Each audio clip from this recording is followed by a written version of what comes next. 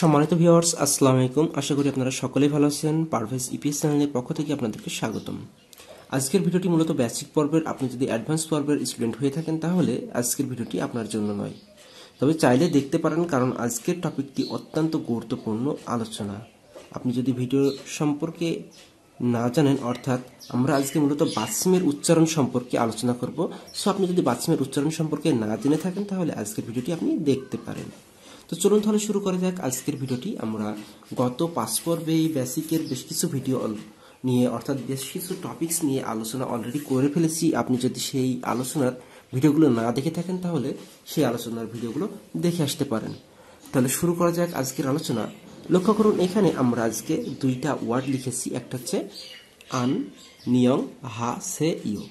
আপনি যদি এই উচ্চারণের বিষয়গুলোকে না বোঝেন তাহলে অবশ্যই পূর্বের ভিডিওটা দেখে আসবেন, কারণ এটার সাথে আন কেমনে হচ্ছে, এটার সাথে নিয়ম কেমনে হচ্ছে সেটা কিন্তু অলরেডি আমার বোঝানো রয়েছে। তারপরেও আপনাকে আমি আরেকবার দেখে দিচ্ছি। এখানে লক্ষ্য করুন, আমি এখানে মূলত যেটা বোঝানোর জন্য প্রথমত এখানে নিয়ে এসেছি সেটা আগে বোঝাই নিই। এটা আনিয়ং হাসেও মানে হ্যালো, অর্থাৎ আমরা যেমন সালাম দিই আসসালামু আলাইকুম, সেরকম কোরিয়াতে প্রথমে কারোর সাথে দেখা হলে এরকম সালাম দিয়ে থাকে। তারপরটা উচ্চারণ করেন যে মি আন হাম নিদা। এখানে হাম কেন হচ্ছে সেটা আমি পরবর্তী ভিডিওতে আপনাদের সাথে আলোচনা করবো ইনশাল্লাহ। তবে আপাতত এটা মনে রাখেন যে বিয়োপের পরে নিয়ম থাকলে সেই বিয়োপটা মিয়ম উচ্চারণ হয়ে যায়, অর্থাৎ এই বিয়োপের উচ্চারণ ব থেকে ময়ে হয়ে যায়। তারপর আসুন আমরা এখানে লক্ষ্য করুন যে আমরা এই যে নিচের যে উচ্চারণগুলো বলছি, অর্থাৎ একটা তো লাইনে আছে, তাই না? লেখাগুলো কিছু লাইনের ভিতরে আছে আর কিছু এই নিচে আছে, ঠিক না? এই নিচে আছে, এই নিচেরগুলোকে মূলত বলা হচ্ছে বাসিম।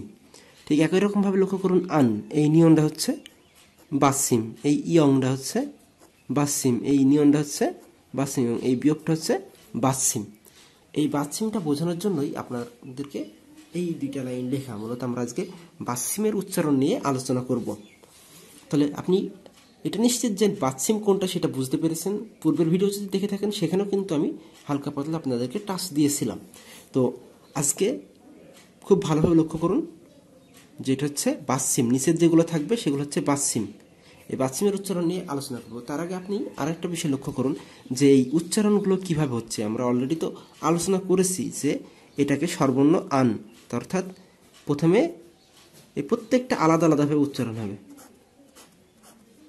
অর্থাৎ এখানে 1 2 3 4 5 ভাবে 5টা উচ্চারণ হয়ে তারপরে একটা ওয়ার্ড বা একটা সেন্টেন্স হবে।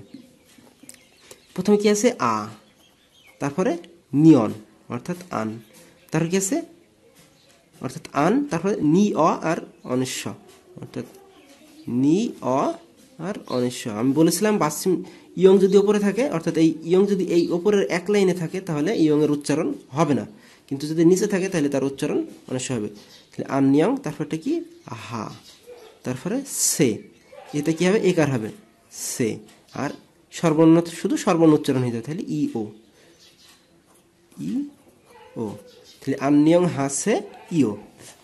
আশা করছি উচ্চারণ কিভাবে করছি আপনারা বুঝতে পারছেন। তাহলে তারপরটা কি হবে, এটা এখানে কি আছে মি আন আহাম নি দা, তাই না? তাহলে কি হচ্ছে, প্রথমে ময়সী, তারপরে আ দন্তন্য আন, এই যে মিয়ান, তারপরে কি হাম, তারপরে এইখানে বিউপ আছে, বিউপ থেকে এটা ম হয়ে যাচ্ছে হাম, তারপরে নি দা, অর্থাৎ মি আন হাম নিদা। আশা করছি উচ্চারণটা আস্তে আস্তে আরো ক্লিয়ার হয়ে যাবে। তারপরে লক্ষ্য করুন, আমরা এখন আজকে যেটা নিয়ে আলোচনা করব, অর্থাৎ উচ্চারণ নিয়ে আলোচনা করব। আমরা বাসিমের উচ্চারণ নিয়ে আলোচনা করব। এই নোটগুলো খুব সুন্দরভাবে খাতাতে লিখে ফেলবেন। আর আপনার কাছে যদি বই থাকে তাহলে তো কোনো সমস্যাই নেই। আপনি বই কোথায় থেকে সংগ্রহ করবেন সেই সম্পর্কেও একটি ভিডিও রয়েছে আমার চ্যানেলে, আপনারা চাইলে সেই ভিডিওটি দেখে আসতে পারেন।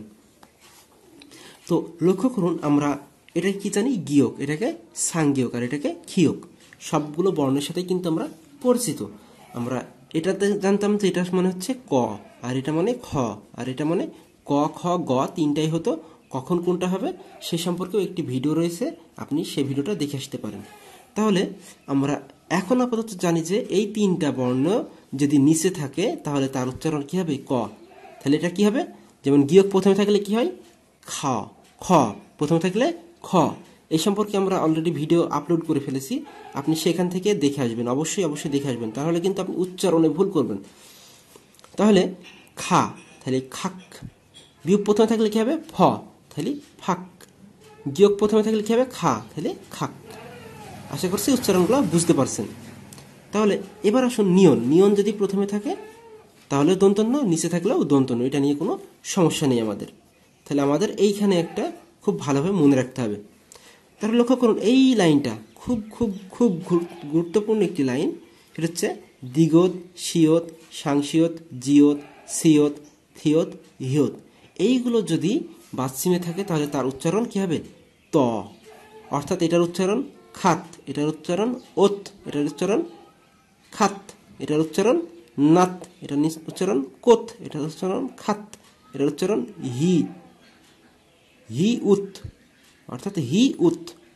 এই যে হটা আছে নিচে, এই হয়ের উচ্চারণ হ না হয় কি হবে? উহ না হয় হি, উহ না হয় কি হবে? হি উত। আশা করছি বুঝতে পারছেন। রিয়ল, রিয়ল যদি বাচ্চিমে থাকে তাহলে ল হবে। ওই যে আমরা পড়েছিলাম র আর ল। এই যে লক্ষ্য করুন র আর ল। র কখন হবে? যদি স্বাভাবিক লাইনে থাকে তাহলে র, আর যদি নিচে থাকে তাহলে ল। বুঝতে পেরেছেন? তাহলে এবার আসি মিয়ম। মিয়মে ম, এটাতে কোনো সমস্যা নেই। তাহলে আমাদের এটা আর এটা তো খুবই গুরুত্বপূর্ণ, এইটা, এটা এবং এটা। আর বিয়োগ ফিউব যেটাই নিচে থাক সেটাতে কি হবে? প। বাট যদি প্রথমে থাকে ফ।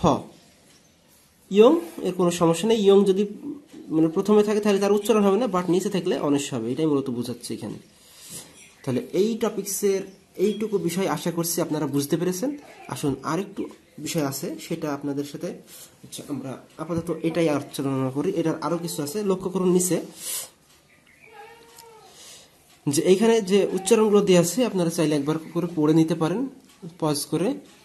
তাহলে লক্ষ্য করুন বাচিক সম্পর্কে আরো কিছু এখানে বলা আছে, যেমন উদাহরণ দেওয়া আছে। অর্থাৎ এই যে গিয়ক, খিয়ক, সাংগিয়ক, খিয়ক, এগুলো থাকলে কি হবে? গিয়কের মতো উচ্চারণ হবে, অর্থাৎ কয়ের মতন উচ্চারণ হবে। এটা কিসের মতন উচ্চারণ হবে? কয়ের মতন উচ্চারণ হবে। তাহলে এটা কি? স্যাক, এটা কি? ফাক। সরি, এটা বাক উচ্চারণ করেছে, কারণ এরা এখনো তো শেখায়নি এই কারণে। তাহলে এটা খাজক, এটা মুগদা, এটা কাকতা, কাকতা, এটা ফু অক, ফু অক। এখানে বু অক উচ্চারণ করছে, কারণ এখানে মানে এই বইটাতে এখনো এই উচ্চারণগুলো শেখায়নি, এই কারণে এই উচ্চারণটা করছে বু অক। তো আপনি যদি এখনো সেই ভিডিওটি না দেখে থাকেন তাহলে আপনি আপাতত উচ্চারণ করতে পারেন, তবে সেই ভিডিওটি দেখার পর থেকে কিন্তু আপনি আর এই উচ্চারণগুলো করবেন না, কারণ এটা সঠিক উচ্চারণ হয়ে যাবে ফু অক। এটা সঠিক উচ্চারণ হয়ে যাবে খাজক। খাজক মানে পরিবার, ফাক মানে বাহির, স্যাক মানে বই। ঠিক একই রকম নিয়নের উচ্চারণ দন্তন্য হবে, যেমন আন গিয়ং, আন গিয়ং। মুন যে, মুন জুন বি মানে প্রস্তুতি। তাহলে লক্ষ্য করুন এখানে দ্বিগত, সিয়ত, সাংসিয়ত, জিয়ত, সিয়ত, থিয়ত, হিয়ত থাকলে তয়ের উচ্চারণ হবে। এইভাবে এখানে জাস্ট উদাহরণগুলো দেওয়া আছে। তো আশা করছি আপনাদের এইটা নিয়ে কোনো সমস্যা হয় না, কারণ আপনি মূল টপিকটা বুঝতে পারলেই কিন্তু হয়ে যায়। যেমন রিয়েলের কি হবে? এই যে ফাল, বল, ফেন, এটা এটা উচ্চারণ হবে ফাল। ফাল মানে তারপর এটা হচ্ছে সিম দেহ মানে বিছানা, ফোম মানে বসন্ত, খোম। বিউপ ফিউপ থাকলে পরে কি উচ্চারণ হবে? প। এই যে এখানে প উচ্চারণ হচ্ছে।